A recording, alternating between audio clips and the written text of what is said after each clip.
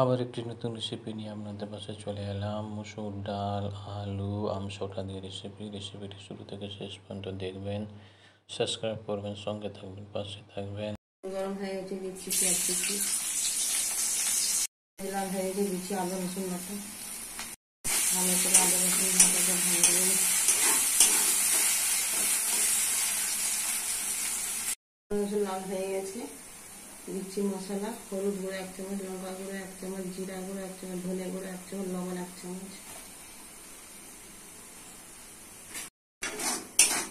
মশলা ভালো করে কষে নিতে হবে। মশলা কষা হয়ে গেছে, দিচ্ছি আলু।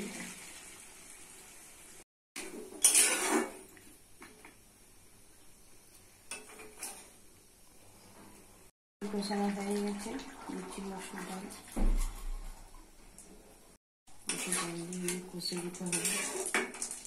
মসুর ডাল আলু সিদ্ধ দিচ্ছি।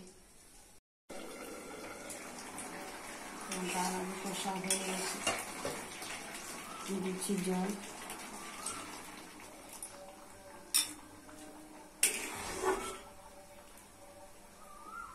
দিয়ে দিচ্ছি আমসত্ত্ব। হয়ে গেলে মাংস দেখাচ্ছি। এটি রেডি হয়ে গেছে। কত সুন্দর, কত কালারফুল, কত টেস্টি। বাড়িতে করে খাবেন, পরিবারকে করে খাবেন। সাবস্ক্রাইব করবেন, সঙ্গে থাকবেন, পাশে থাকবেন।